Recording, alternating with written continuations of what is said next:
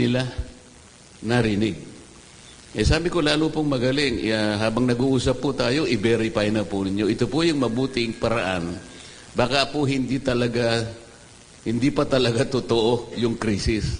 So I was inviting all of them to validate my data, pero nakakapagtaka po, ni isa wala pong, palagay ko po merong nag-validate, at ako ang assumptions ko po, na-validate nila, na ang data ko po ay tama.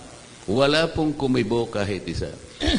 And more surprisingly, kahit na po yung DOE na nandoon, sabi ko, i-validate ninyo kung totoo po na makukuha natin sa presyo na 45 pesos or 43 pesos per liter, yung passion price nila is 50, meaning po yung SRP ang katumbas sa atin, may malinaw pa pong gain yung importer between 5 pesos to 10 pesos per liter. Habang naggegira po at pinag-uusapan natin yung Strait of Hormuz. Wala pong sumagot. Palagay ko po ang marami sa inyo ay nandoon. Walang kumibo, walang kumontra doon sa mga data po na present ko sa committee. Bakit po kaya? Naghahanap po ba ng lunas? O talagang ayaw nilang makita kung ano yung lunas? Yan po yung sagot ko. That was March 10. March 17 hanggang March 17. 25 po yun, Senator Joey. Sa makatuwid kung ang mga oil companies o ang gobyerno mismo ay alam yung ganoong statistika na maaring bumili pa ng mga 43 to 45 pesos in equivalent per liter of oil.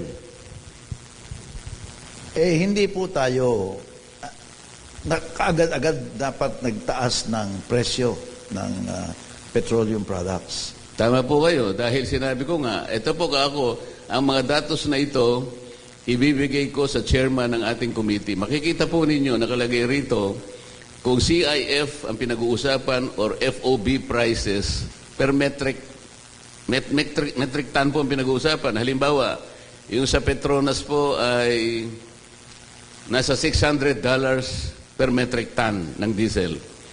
Yung sa Rotterdam, $580 per metric ton. Minimum of, let's say, 50,000 metric tons na procurement po.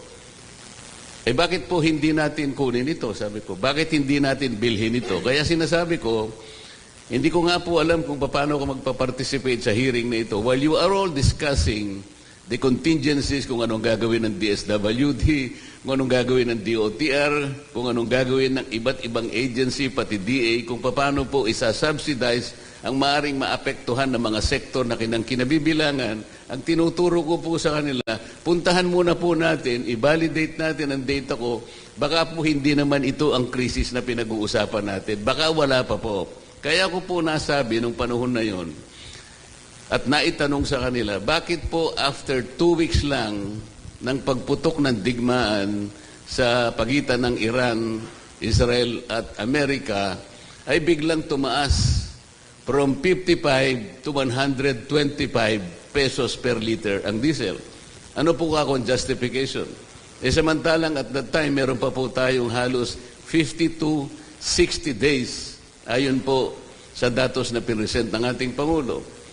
Saan po ninyo kinuha yung pagtaas ng presyo? Wala pong gustong sumagot. Walang makasagot. Kaya kinuwenta ko po kung magkano ang kanilang kinita.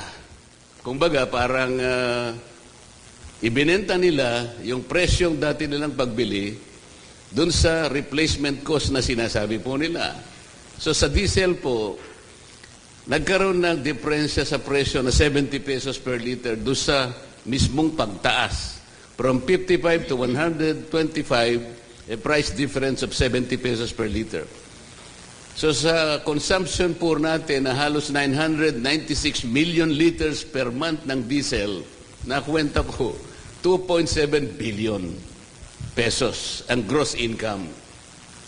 Isama po niyo yung gross income sa gasolina, 774 million liters at i-multiply po nyo doon sa increase na 30 pesos per liter dahil lumundag din ang presyo, aba, nakwenta ko po mahigit na 3 billion pesos ang gross income ng mga oil companies. So tinatanong ko, ano po ang basis nito? Sa DOE, I was very disappointed because sang-ayon po sa batas, meron po kayong katungkulan na i-monitor po ninyo. Hindi lamang kayo ay magmo-monitor, but you will publish daily the total oil inventory of prices in international market. At pagkatapos, you will have to follow the movement. Nung tinatanong ko po, ano bang presyo? Saan po nila kinuha? At what exact point did the oil companies use the replacement cost? Wala po silang maibigay na datos. Paano po natin kakoy paliliwanag sa taong bayan ito? Halos gipit na po sila sa biglaang pagtaas. At ngayon kung hindi natin may papaliwanag kung bakit tumaas, lalong magsisikip ang dibdib nila. Why don't you help me explain to them saan nanggaling ang replacement cost na kaagad na ginamit nila without any reason at all, without any justification, despite the monitoring activities mandated by law to the DOE. This is the entire problem. Sunny? So ano po kaya ang way forward, no, na pwede nating tahakin para maibsan yung dinaranas na kahirapan ng ating mga affected sectors, no? Kasi po batid namin sa inyong pagiging kinatawan at ngayon senador, yun ang binibigyan nyo ng priority attention. No? Paano ang tama nitong o epekto nitong pangyayaring ito sa mga pinakahikahos ng ating social safety nets, ika nga. Ano po ba nakikita ninyong mga praktikal, epektibo at maaring maisagawa ng gobyerno sa aspetong ito? Yung una, yung practical, Sec Sani, ay puntahan nila po yung data na sinasabi ko. Ngayon po ay halos 2 importer na po nakipag-coordinate sa akin. Sa Abril 25, darating po yung Australian informant na binanggit ko sa hearing at 2 pong importer na po ng langis ang interesado na gamitin yung steps na kanyang sinabi sa pamagitan ng tank-to-vessel procedure. Nakita ko po yung procedure na ginagawa nila. Nakita ko yung presyo, landed cost po sa Pilipinas, halos 60-61 pesos per liter ng diesel. So kung yun po sana ay puntahan ng oil companies, maibababa nila at hindi yung patuloy pagtaas ng presyo. Kaya nga yung sinasabi ko kanina, baka hindi po talagang may krisis. Baka may nagsamantala dito. Kasi nandun po yung presyo sa Singapore.